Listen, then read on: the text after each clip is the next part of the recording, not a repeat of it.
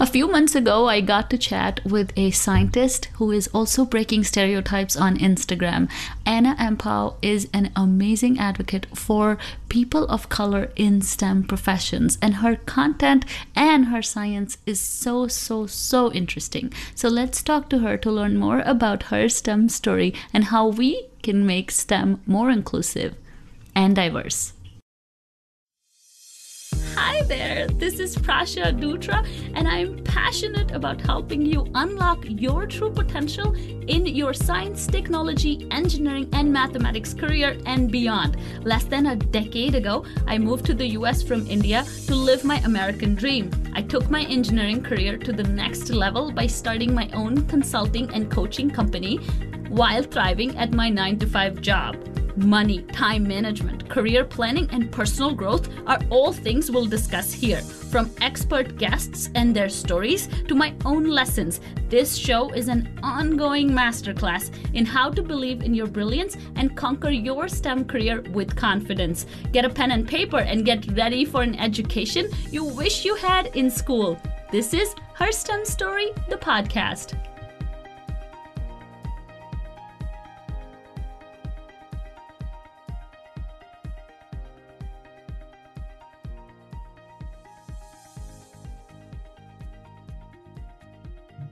Hi, Anna. Thank you so much for joining us today. Hi, how are you? Good. Oh, it's so great to finally get to interview you. Yeah, definitely. It's been a long time coming. Yes, wonderful. So we got connected through the Wonder Women in STEM online conference, which is also through Instagram.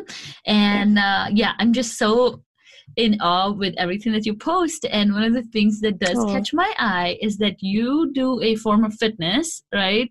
Using African music? Yes. So actually, that's my sister. Oh, is that? Yeah. So that's my sister's business, actually. She does a business called Flavorfit. Yeah. And it started maybe like a few months ago. Mm-hmm. And so, yeah, it's an African-inspired fitness dance program, pretty much. So if you're familiar with Zumba. Yeah. Yeah. So Zumba is more like a Caribbean kind of, I guess, vibe when it comes to like dance fitness, but hers is strictly African vibe too. So she just uses all African songs and also some African dances, and it's a great workout and it's so much fun too. And you have posted videos, fun. Right?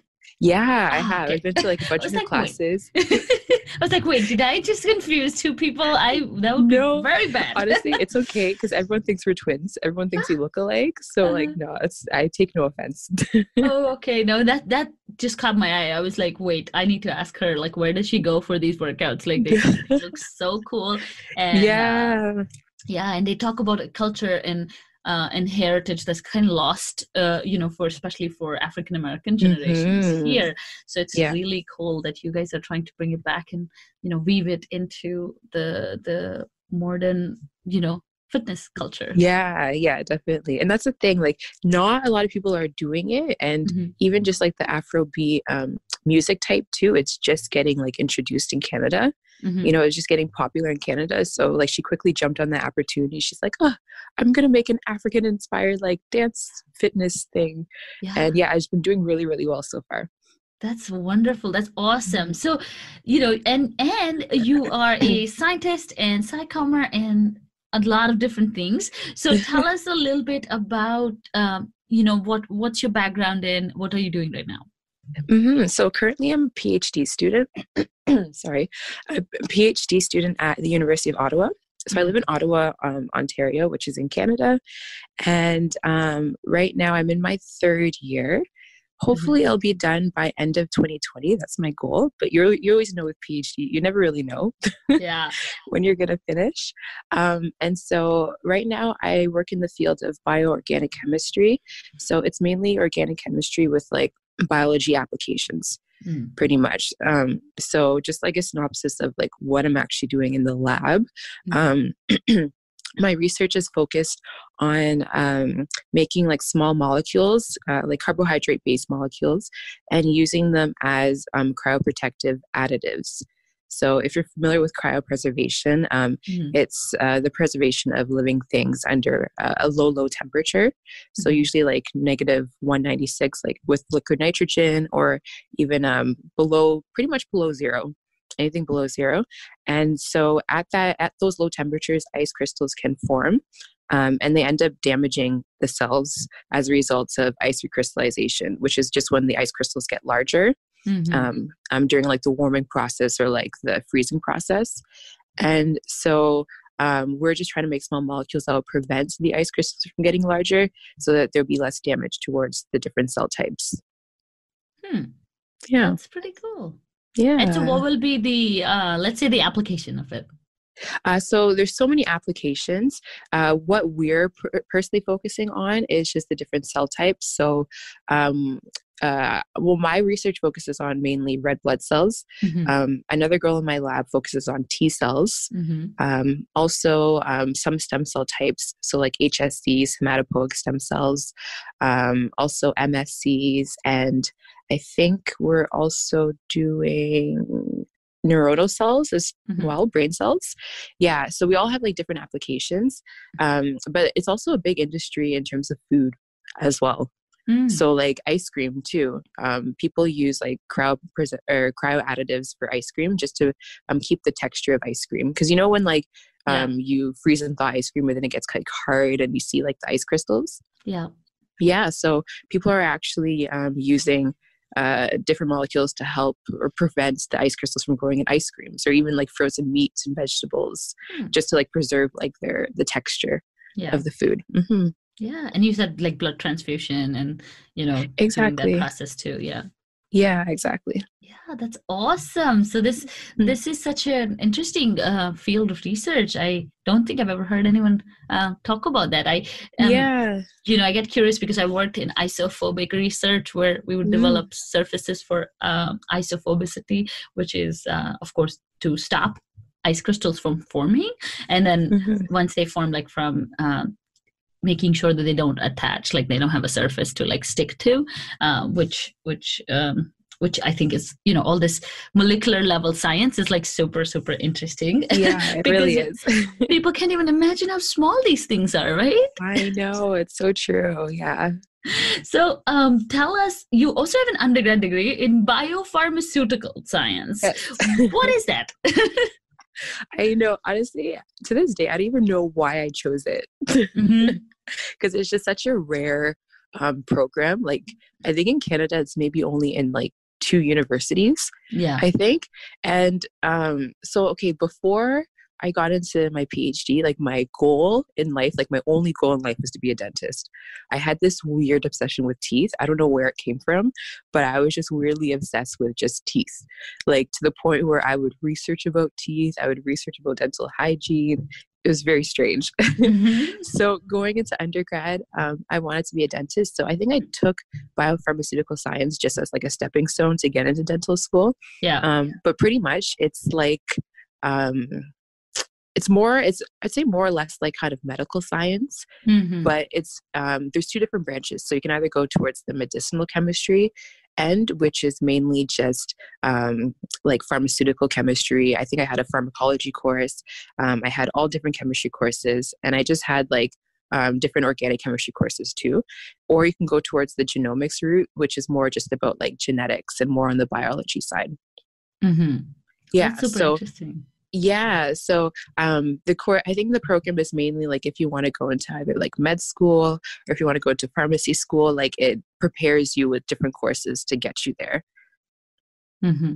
Yeah. Very cool. So I feel like a lot of times people want to ask like, why did you choose this? But a lot of times, they're not very strong like reasons for it. It's just, honestly, again, like to this day, I don't know why. But what got you... So tell us, what got you interested in a career in science as a kid? Yeah, it's weird too, because none of my whole family, even my extended family too, no one's in science. Like my mom, she's a seamstress, so she sews and has her own business. And my dad, he was in the finance department, like the finance field. So To be honest, I don't know. I think it was probably my older sister because ever since she was little, she wanted to be a doctor. And that was like her only goal in life too. So she was really into science. And so I think maybe just because she was into science, then I got into science. Honestly, I couldn't really tell you, but I always just found it interesting, to be honest. I always found math interesting, science interesting. But when it came to like English or arts and those kind of fields, I wasn't very interested in them. And I also wasn't very strong in them too. But when it came to science, it really just interested me. So I just kind of went along with it, I guess. Yeah. And so the numbers are shameful when it comes to the representation in STEM for women of color and just minorities in general. So growing up, what was that like being just, I'm not growing up, but even in college, let's say, but you said your sister really inspired you, but I'm sure that there were not a lot of like really strong, close role models, as you said, your family, a lot of people are not in STEM, but also like the overall representation situation is pretty sad. So how was that like going to college? Yeah. So to be honest, I didn't even really know much about the science field. I just knew that like it could take you to either be a doctor, a dentist, all those like professions, or like a optometrist or like a pharmacologist, a pharmacist. I just thought that, taking science was a stepping stone to get to those professions. But I wasn't aware that like, you could do research for your whole life, or you could there's other avenues that you can go into, and just because I never saw like people of my color, like going into those, or like I never saw like role models of like, people of my color going into research or going to like the physical sciences. It was always just like, oh, I went to med school, I became a doctor, or oh, I went to like dental school, I became a dentist kind of thing. And so it wasn't until in my undergrad, I took a co-op program. And so one of my co-op placements was in a lab. And so then I realized like, oh, you can actually like do research and, like pursue research for like your whole life. That was like my first like eye-opening thing. But even still, like in my personal university, I did not see any Black woman at all. Even to this day, I'm the only Black woman in the chemistry faculty in my school. Wow. Yeah, like I think there's a couple Black males, but yeah, I'm the only Black female. And Ottawa, it's pretty multicultural, I would say. Like it's a fairly multicultural city. It's the capital of Canada. So like you do see a lot of Black people or ethnic people in Ottawa, but in terms of like, just reaching like a higher level in science education, like a master's or PhD, it's very rare. And it's so surprising because it's not even a reflection of like what you see in the city. It's like, yeah, you don't see any Black person. Like it's very, very rare. So I think there's definitely a lack of representation for sure. Do you think it's because whenever minorities, make their way to higher education, I feel like they may have more attraction towards being a doctor, because I feel like that's the same thing in India too, where, if you're good in science, you kind of reach for the best possible way to use science. And maybe, do you think that's the case? Like a lot of people are, you would find more African Americans in doctors in Ottawa, or is it just, they're just not there in higher education? I would say like, yeah, I think there's more. I wouldn't say that they're, the majority, obviously. Of course, no. Yeah. No, we got a long way to go. Yeah, long way to go. But if you just strictly compare, the amount of like ethnic women in med school versus in like a science grad school, there would definitely be more. Yeah, and I think I see that on Instagram a lot too. And talking about that, like you're doing such a great job with your Instagram, and oh, thank you. Yeah, in bringing awareness to, of course, women of color in STEM, but also breaking that stereotype of what women should look like, or what scientists should look like, or what your life looks like. And it's just really nice to see like this wholesome package. What do you think got you attracted towards this form of advocacy, if you will? I would say just the fact that I think it was the reaction that I always got whenever I told people that I was doing my PhD. Like, I remember I think the very first time, I think it was when I first started, my sister took me to her work Christmas banquet. And so we were sitting at the table with like her different coworkers, because she worked at the hospital at that time. And so there was people like in the medical field and everything. And so we were sitting there, and then one of the ladies asked me what I did. And so I told her, I was like, oh, I'm doing my PhD in chemistry. And she looks at me, she's like, you're doing your PhD? How are you doing your PhD? You look like a model. And I was like, oh, thanks. Like, it was a nice compliment. But at the same time, I just kind of sat there and thought, I was like, so people actually have this like, preconceived notion of what a doctorate student looks like in chemistry. And so that really stuck out to me. And then also just just realizing that there wasn't people like me, in my faculty, people that were colored and women, there weren't a lot. And also just like the preconceived notion as well that like chemistry is hard. Whenever I would say, oh, I'm doing my PhD in chemistry, everyone's reaction is like, oh, why chemistry? Like, it's such a difficult course. Or like, why do you like chemistry? And so I kind of just wanted to break those stereotypes of science being difficult, science being boring, and just to kind of show that there's literally science all around us. Even like things that you do every single day incorporate science. Especially chemistry. Yeah, especially chemistry. Yeah. So, and also I'm a very curious person too. So I just like random thoughts will pop in my head like, oh, I wonder how this works.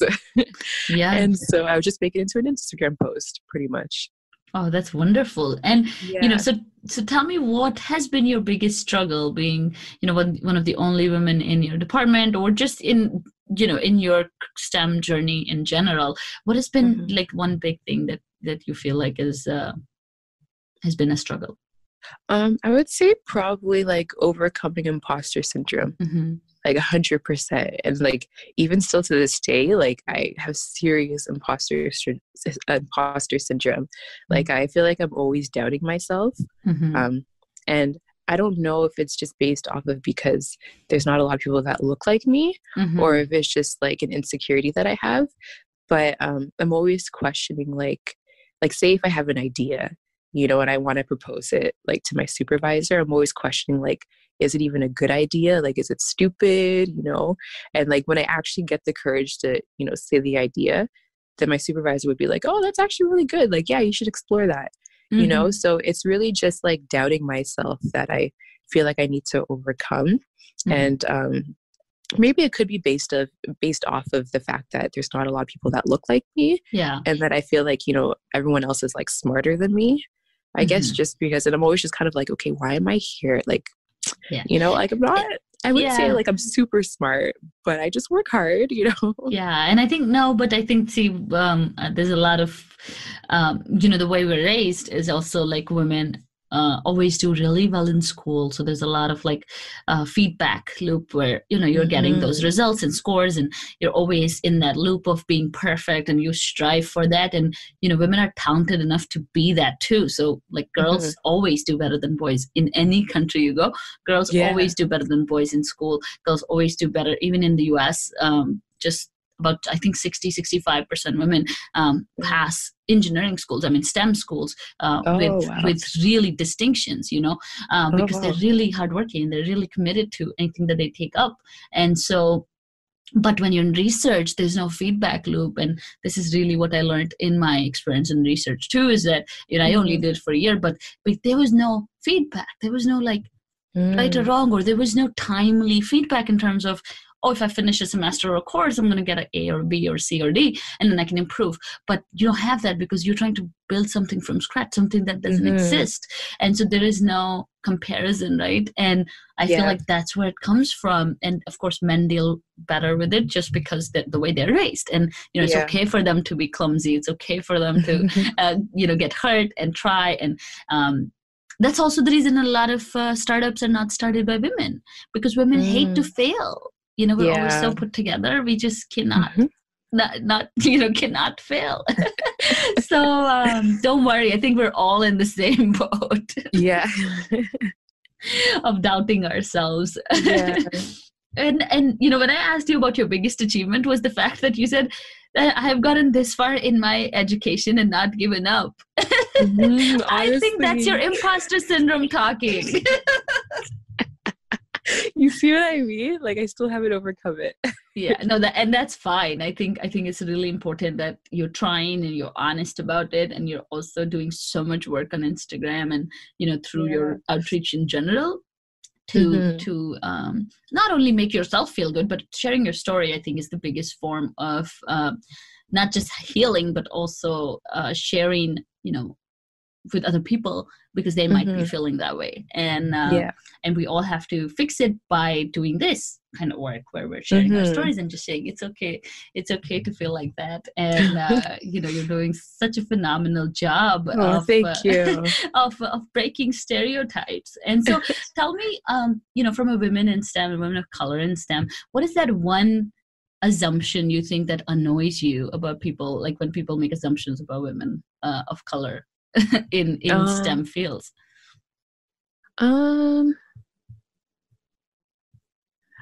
I don't. That's a good question. But it's more like for example, like if there's something that people say to you all the time, and you're like, I just hope and wish and pray that you stopped saying that. It just becomes microaggression sometimes. Yeah. And if they don't say it to you, that's great. Canada is a better country than the US anyways.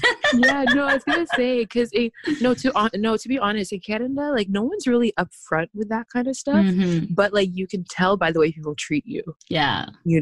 So it's like people won't really say things, like rarely people say things to your face. Yeah. Like I maybe gotten like 4 or 5 racist comments to my face over my lifetime, and I'm sure it's more like, it's more common in the US. But I would just say probably the way people treat me, like my supervisor is great. Like he never treats me like I'm, different or whatever, like treats us all equally. It's great. But I would just say like amongst maybe like my faculty, like you can really see that there's a segregation, and it's like, I don't know where it comes from, because we're all people, but like you can really see that people just kind of stick to their own kind. Yes.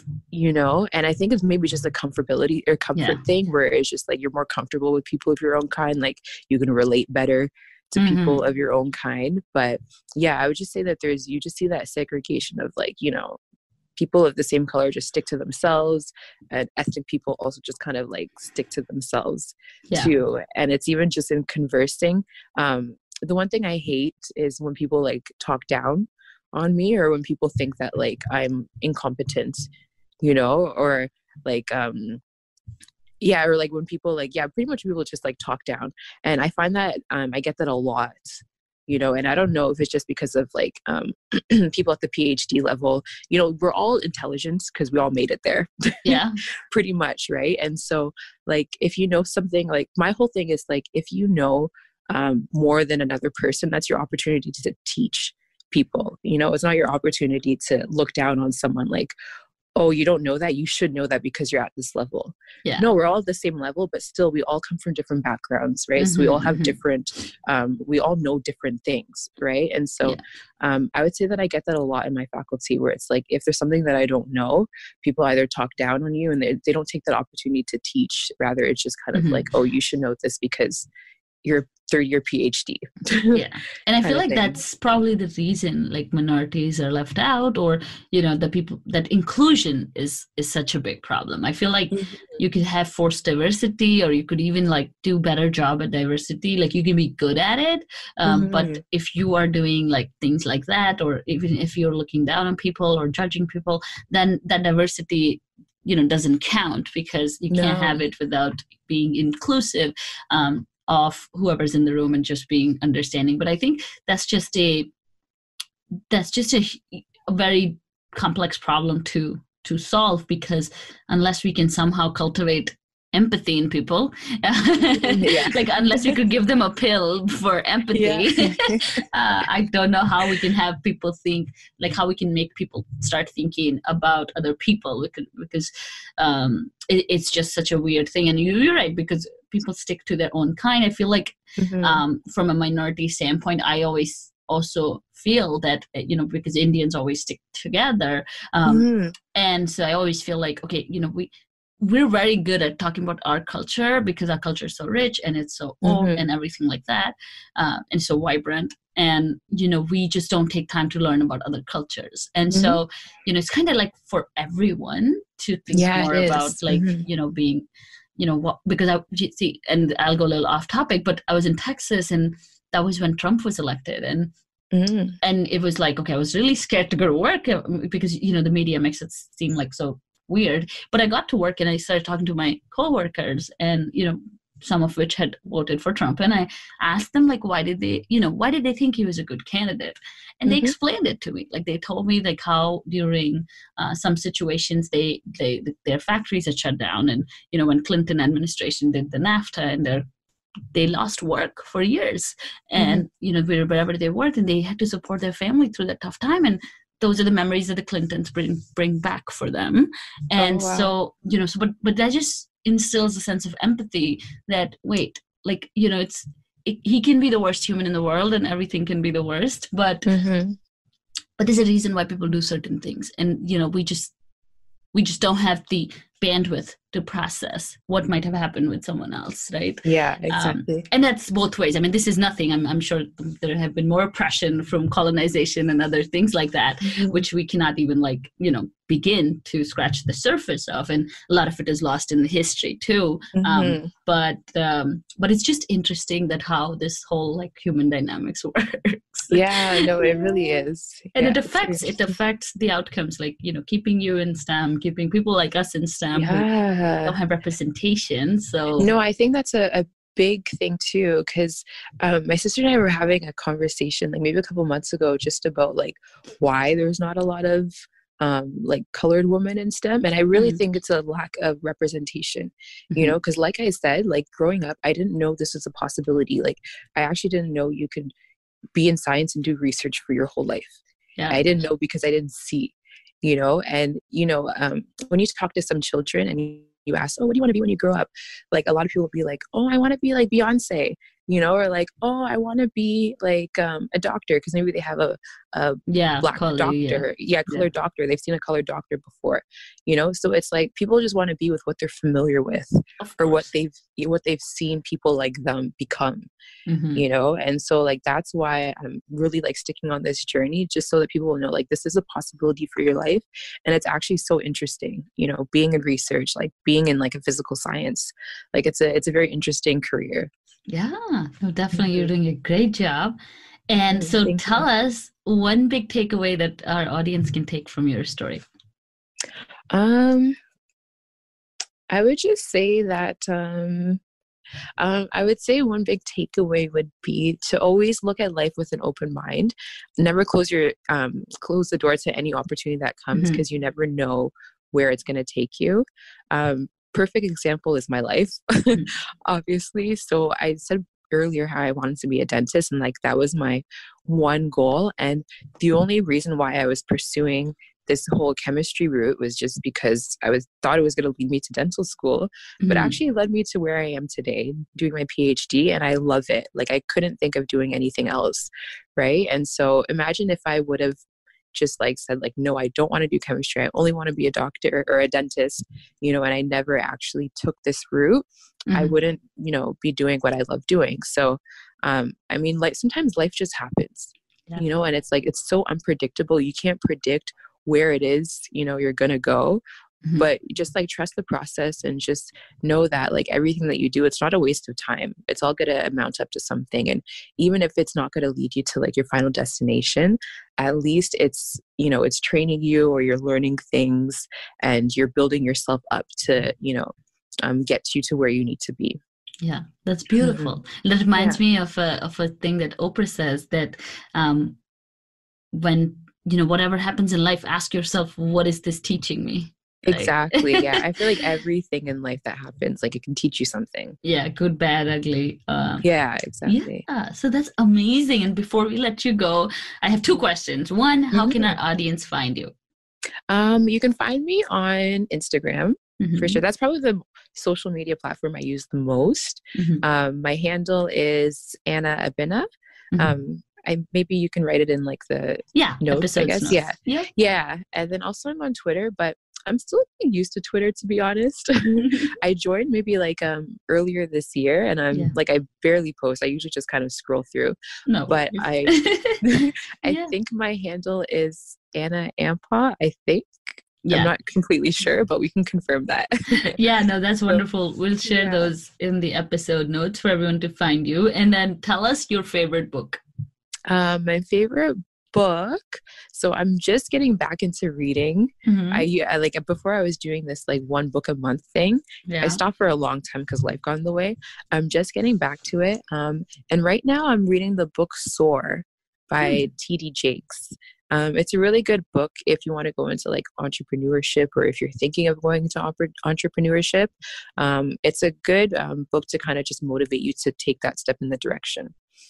Awesome. Wonderful. Thank you so much, Anna, for your for sharing your story and your time today. Oh, thank you. Thank you for interviewing me. And that was Anna with her amazing STEM story. Please use the links in the episode notes to follow Anna and her amazing work. If you like our show, please subscribe, rate, and review this podcast wherever you're listening to this show. I'll see you again next week. Thank you so much for listening. Bye.